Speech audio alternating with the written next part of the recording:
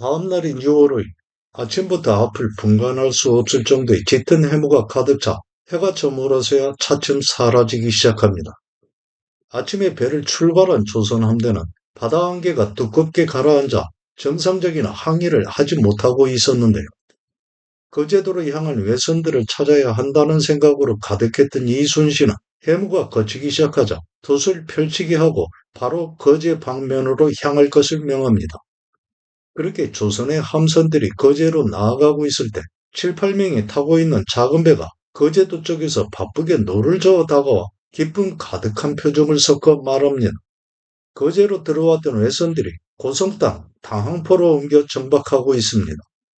모두 사라져 멸망한 줄 알았던 조선 수군이 경상도 바다에서 왜적들을 맞아 승리하고 있다는 소식은 검은 하늘을 뚫고 세상에 그 모습을 드러내는 한 줄기 빛처럼 남해안 백성들에게 번져가고 있는 것인데, 그의 조선 함대는 즉시 당항포로 진출 방향을 바꿨고 당항포 앞바다에 도착한 이순신은 당항포성 밖으로 떨어져 있는 들판에 천여 명쯤 되어 보이는 갑옷 입은 조선 기병들이 깃발을 세우고 진을 치고 있는 것을 보게 됩니다. 먼저 사람을 보내 무엇인가 알아보게 하였더니 함안군수 유승인이 기병 1100명과 함께 적을 쫓아 당안포까지 와서 성 안으로 들어간 적과 대치하고 있는 것이었는데요. 조선 군사 모두가 패퇴하여 흩어진 당시 상황으로서는 무척이나 진기한 일이었습니다. 당안포가 육지와 해상에서 외적의 한 거점이 되어 있는 것인데요. 당항포 포구의 지형에 대해 물으니 길이가 10리쯤 되고 넓어서 배가 들어갈 만하다는 대답을 듣게 됩니다. 그에 먼저 전선 몇 척을 보내 지형 상황을 자세히 살펴보도록 하고 만일 적이 공격해 오면 후퇴하는 듯이 하여 외선들을 유인하라는 지시를 내립니다. 얼마 후 포구로 들어갔던 전선이 다시 되돌아 나와 입구에서 신기전을 쏘아 올려 신속하게 진입할 것을 알려왔고, 이순신은 전선 네 척을 뒤에 남겨 복병하도록 지시하고는 나머지 함선 모두를 이끌고 노를 빠르게 저 당항포 포구로 들어갑니다. 이순신은 포구 안의 형세가 전투를 치를 만큼 공간이 있는 지역으로 판단한 것인데요. 당포 포구는 큰 강줄기가 흐르는 듯이 바닷물이 육지 안으로 매우 길게 뻗어 들어와 이루어진 만에 위치해 있는데, 만을 형성하고 있는 양옆 해안은 언덕과 산기슭으로 이루어져 있으며 진입하는 만 어귀의 폭이 좁아 주둥이를 조금 벌리고 있는 악어의 입에서 목구멍에 이르는 것처럼 그 형상이 아주 흡사하게 생긴 곳입니다. 만약 외적의 대함대가 만의 입구를 틀어막고 어귀의 양쪽 육지에서 왜군들이 진을 형성해 퇴로를 차단한다면 다른 수단을 찾을 수 없이 만에 갇혀 몰살당할 수 있는 형세이기도 했는데요. 포구 안에는 판옥선과 크기가 같은 검은색을 입힌 왜군의 대선 9척과 중선 4척, 소선 13척 등 총 26척이 기슭을 따라 머물러 있었고, 이순신은 그의 조선의 함선들을 마치 긴 뱀의 형상처럼 꼬리에 꼬리를 물고 전진하는 장사진의 형태를 지어 포구로 진입하게 합니다. 화포 발사의 효력을 극대화하기 위한 전술인데요. 광활한 지역이 아닌 만큼 아군 배들이 진행에 막힘이 없도록 하면서 적선들의 순차적이고 연속적인 공격을 가해 적을 괴멸하고자 한 것입니다. 외선들이 조선 함대의 접근을 알았음에도 적극적인 전투 진영을 이룬 것이 아니라 기슭을 후면의 방패로 삼아 뱃머리를 앞으로 향한 채 열을 지어 해안에 위치함으로써 조선 함대의 화포 공격으로 인한 피해 면적을 최소화하고 급박한 위험에 처하게 되었을 때는 육지로 올라갈 심산이기 때문이었습니다. 외선 중 대장선으로 보이는 큰 배에는 뱃머리에 불교 경전을 새긴 경판을 보관한 3층으로 된 판각이 설치되어 있고, 벽면은 여러 색깔의 단청을 입히고 하얀 바탕을 해놓은 것이 마치 불전과 같았으며, 앞에는 햇빛을 차단하기 위한 푸른색의 덮개를 세우고 누각 아래에는 검은색으로 물들인 비단 휘장을 둘렀는데, 휘장에는 흰색 꽃무늬를 크게 그려놓고 휘장 안에는 많은 수의 외인들이 줄지어 서 있었습니다. 그런 형상으로 보아 외장은 분명 일본 불교를 신봉하는 자임이 틀림없었는데요.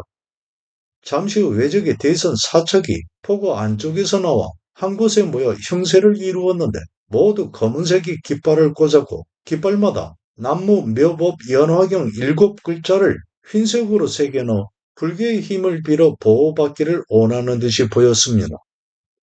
남무 묘법 연화경은 불교의 진리와 그에 대한 깨달음을 기원하며 암송하는 구절인데요. 조선 함대와의 거리가 좁혀지자 적들은 쌀락이 눈이 날리고 우박이 떨어지는 것처럼 어지럽게 철환을 발사하기 시작했고 그에 아랑곳하지 않는 조선의 판옥선들은 외선들을 감싸한 듯이 포위합니다. 둘러싼 판옥선들이 외적의 진출입을 차단한 것인데 이순신은 먼저 거북선을 돌진하게 적 대선을 향해 천자총통과 지자총통을 발사하게 하고 연이어 판옥선들은 번갈아 적선들의 화포와 화살을 발사해 일대 난전이 벌어집니다. 화포와 조총의 발사 소리로 천지는 진동하고 폭우를 가득히 덮은 화양 연기는 피하를 구분할 수 없는 정도가 되어갔는데요.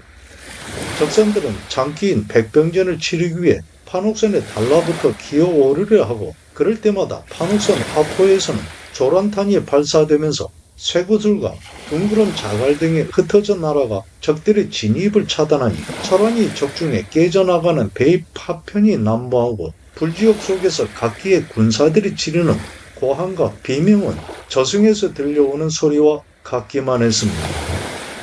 집단을 이루어 벌어지는 전투에서는 상대의 기세를 먼저 제압해 그 대열을 흐트리는 쪽이 승리하기 마련인데 판옥선 한 척에서 화포를 발사하고 재차 공격을 위해 배를 회전하거나 재장전하는 시간 동안에 무방비 상태일 때는 다른 판옥선이 외선을 공격하면서 적들의 접근을 결코 허용하지 않는 조선 수군의 유기적인 협조는 이미 끊임없는 훈련을 통해 습득하고 있던 조선 함대의 전투력이었습니다.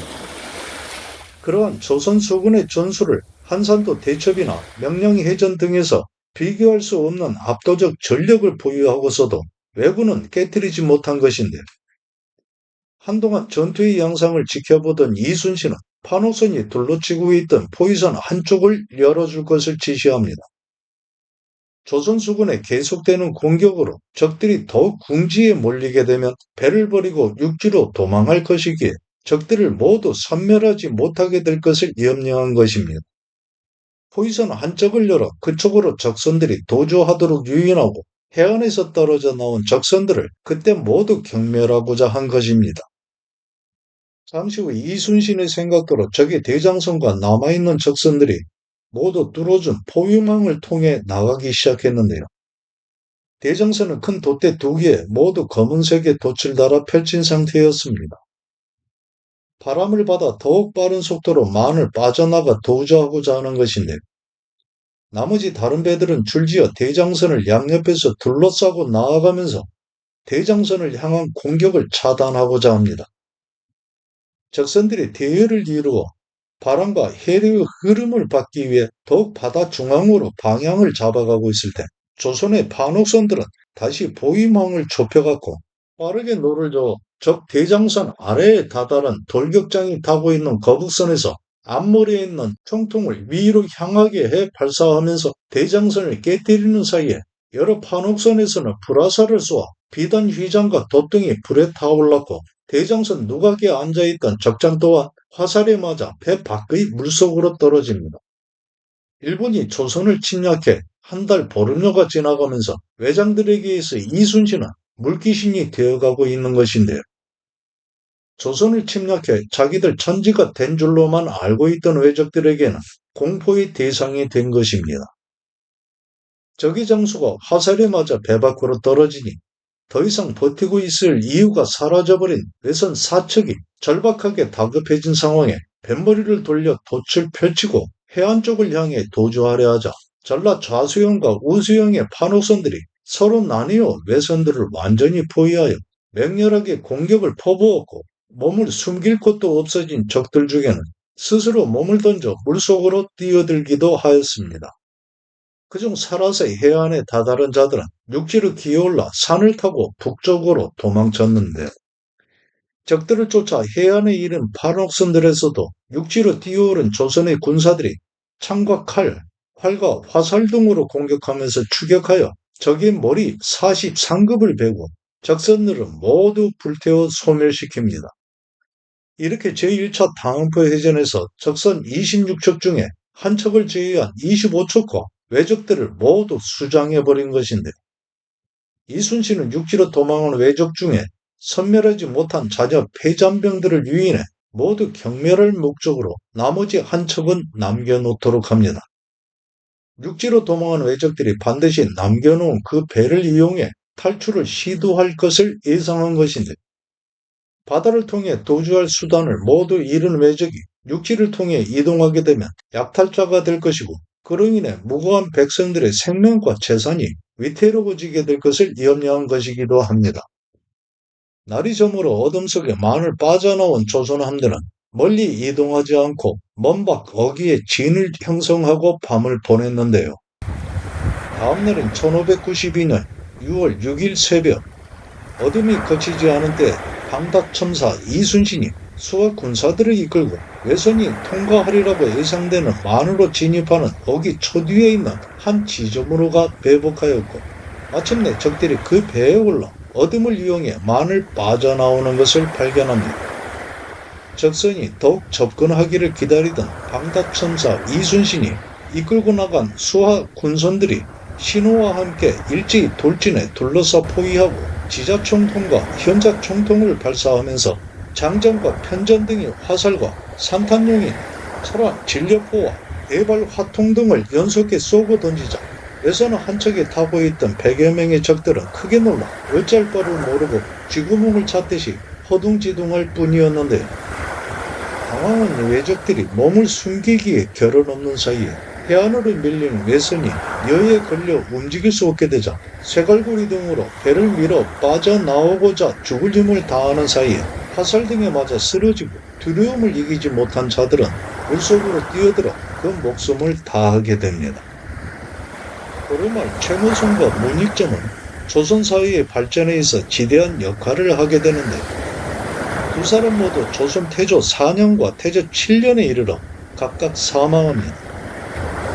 문익점은 고려말 1360년 과거에 급제했고, 그 후 서장관으로 사신이 되어 온 나라에 갔을 때 길가에 있는 목면을 보고 그 씨앗 10여 개를 따 주머니에 넣어 가져왔는데요. 조선으로 돌아와 처음 가지고 온 씨앗의 반을 심었으나 단지 하나만이 살아남아 씨앗을 다시 맺게 되었고, 그것이 차츰 번성하게 되어 지금에 이르기까지 우리 생활의 귀중한 자원이 되었습니다. 최무선은 타고난 성품이 관찰력이 뛰어나고 병법에 익히 관심이 많았다고 하는데요. 고려말의 벼슬이 정입훈 재상인 문화부사에 이르기도 했습니다.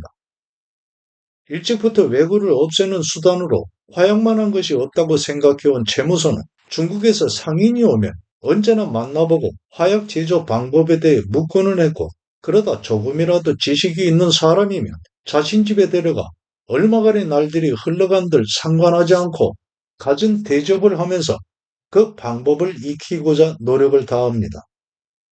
당시 중국에는 화약의 원료 중 하나인 염초를 포함한 광물인 초석이 대량으로 매장되어 있어 화약을 제조함에 큰 어려움이 없었지만, 조선 땅에는 초석이 발견되지 않아 자연에 존재하는 상태에서 어렵게 염초를 만들어내야만 했습니다. 흑색 화약은 염초, 유황, 숯가루를 적절하게 배합해 만들어냈는데요. 조선시대에는 오래된 초가처마 밑에 흙, 마루 밑에 흙, 아궁이 속에 잿가루, 분유, 오줌, 집 등을 섞어 오랜 시간 구덩이에서 발효한 후에 그것을 끓여 웅축시켜 어렵게 소량의 염초를 얻어낼 수 있었고, 그 방법은 외구들이 알지 못하도록 비밀로 하여 아무나 화약을 제조할 수 없게 했습니다. 중국 상인들과의 교분을 통해 화약 제조 기술을 익힌 최무선은 여러 해에 걸쳐 고려 조정에 건의했고, 마침내 그 뜻이 받아들여져 화약국을 설치하고 최무선이 책임자가 되어 화약을 만들어내게 되었으며, 초기 형태의 여러 화포와 화약을 이용한 무기 등을 만들어 그것들을 갖춘 전선 역시 건조해 왜구들을 상대로 성공적인 실제 사용을 하기도 했습니다. 조선 수군이 이날 사용한 화약 무기 중에 진력포는 지금의 수류탄과 유사한 것으로 나무통 안에 네다섯 개의 철침이 돋아있는 마름새를 다수 넣어 불을 붙여 던져 폭발할 때 마름새가 파편으로 비산하여 적의 몸에 박히거나 바닥에 흩어져 자유로운 이동을 할 수 없도록 제한하는 무기로 육전에서도 사용된 것이었습니다. 이 진려포는 크기에 따라 대중소로 나뉘었고 불을 지르는 화공용으로 사용하기도 했습니다. 발화통은 진려포와 유사한 성격의 것으로 둥근형이었지만 불이 잘 붙을 수 있도록 인화물질로 처리한 종이로 만들었고 폭발할 때 불붙은 인화물질이 사방으로 흩어지면서 적선이나 적 진지를 불태우는 용도로 사용했습니다. 이러한 무기들은 이날만 특별하게 사용되었던 것이 아니라 조선수군의 화포 공격과 더불어 적선을 파괴하고 불태우기 위해 공격 수단으로 사용되어 온 것들인데요. 발화통 또한 크기에 따라 대중소로 나뉘었습니다. 이 외에도 완구에 넣어 발사하는 비격 진천례가 있었는데요. 쇠조각을 넣은 원통형 포탄을 발사한 후 폭발이 일정 시간 지연되도록 도화선을 길게 감아놓은 시한폭탄으로 임진란 당시 이것을 사용했을 때 그런 존재를 알지 못했던 외적들은 포탄이 떨어진 주변에서 의문스럽게 바라보다 폭발하여 많은 인원이 살상당하기도 했습니다. 왕구는 입구 부분이 사발용으로 생긴 화포로 주로 비격 진천례와 돌포탄인 포속을 쏠 때 사용했고 이것 또한 크기에 따라 대중소로 구분되었습니다. 이렇듯 뛰어난 무기들이 있었고 선조는 언제나 많이 만들어 사용할 것을 재촉했지만 특히 비격 진천례는 몇 차례 사용 후 그 흔적이 사라지게 되었는데 그만큼 임진란 당시 그것을 제조해 사용할 정도의 철과 화약을 충분하게 생산할 수 있는 여력이 없기 때문이었습니다. 새벽 어둠을 틈타 당포 입고 어기를 빠져나와 도망하던 외선 한 척에는 이제 마지막 9명만이 살아서 남아있을 뿐이었는데요. 그중 갓 20중반 나이쯤 되는 건장하고 뛰어나 보이는 용모로 눈에 띄는 의복을 걸치고 장검을 잡고 서서 나머지 8명의 전투를 지휘하고 있는 외장이 있었는데 모두가 몰살당해가는 와중에도 전혀 두려워하는 낯빛을 보이지 않고 끝까지 사생결단하고자 하는 의지로 조선 수군의 공격에 맞서 항전합니다.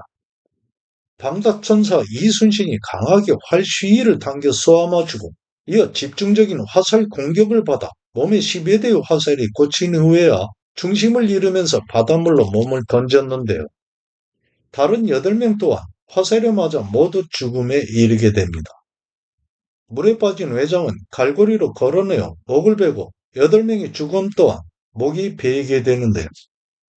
전투를 치르다 패전이 임박해서 물속으로 투신하는 행위는 적에게 자신의 시신을 내주지 않으려 하는 의지이기도 했습니다. 새벽이 시작된 전투가 모두 끝나고 해가 떠올라 지평선 위에 있을 때 적들이 모두 사라진 외선이 불에 타오르고 뒤이어 도착한 경상 우수사 원경과 남해현령 기호군 등이 물에 떠다니는 적의 시신을 끌어올려 목을 벤 것이 50여 급에 이르렀는데 원균은 이렇게 얻은 적의 수급을 마치 자신의 궁궁인 양 보고하기도 합니다. 외장이 타고 있던 배의 앞머리에는 문서 등으로 가득한 상자가 보관된 별도의 방이 있었고 방에 드리워진 장막은 모두 크고 화려한 것들이었는데요. 문서를 살펴보니 3040명 군사의 이름을 일일이 기록하고 각각의 이름 밑에는 각기의 피를 묻혀 흔적을 남겼으니 3040명 모두가 피를 내어 마시고 맹세한 서펠동맹의 문서였습니다. 그 문서 6두루마리와 갑옷, 창검, 활시위, 총통, 표본 가죽으로 된 안장 등이 발견됐는데요. 일본에서 영주인 다이묘가 관할하는 영지를 본이라고 했습니다. 영주와 그 본에 속한 무사들은 주종 관계로 절대적이었는데요. 조선에서는 장수가 파견되어 군사들을 지휘했지만 일본에서는 각각의 영주들이 그 본에 속한 무사와 병사들을 각기 거느리고 조선 침략에 참여했습니다. 그중 한 번의 영주인 주군과 가신들이 피로써 절대 복종과 충성을 맹세한 문서가 발견된 것입니다. 이들 각 본에 속한 왜군들은 각기 다른 색깔의 깃발에 고유한 문양을 새겨넣어 자신들을 구별하였고 또 함께 무리를 지어 행동했습니다. 그러니 그 결속력은 강할 수밖에 없었는데요. 그러나 조선 침략의 명분은 약하기만 했고, 비록 조총과 장검으로 무장하고 오랜 세월 동안의 전투 경험이 있었다고는 해도 조선을 짓밟고 명나라를 정벌할 만큼의 강한 군사력과 그 준비도 제대로 되어 있지 않은 상태이기만 했습니다.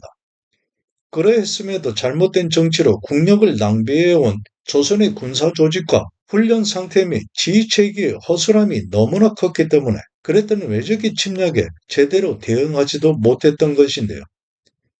을묘해변 등 외구의 침탈을 겪어오면서도 떠드는 소리만 요란했고 실제적인 변화는 없었던 것입니다.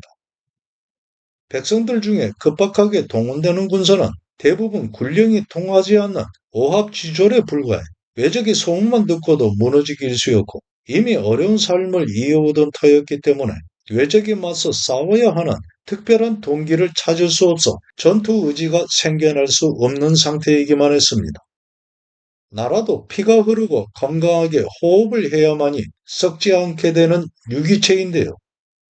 임금이 스스로가 그러했기 때문에 자신의 이익만 추구하는 몰입애들에게 그때그때 필요에 따라 직책을 나눠주면서 왕실의 안위만을 챙겨온 까닭으로 조선 사회는 이미 깊이 병들어 있던 것입니다. 그의 살기가 힘들었던 많은 백성에게 있어 조선 사회는 어차피 엎어져야 하는 세상이기도 했습니다.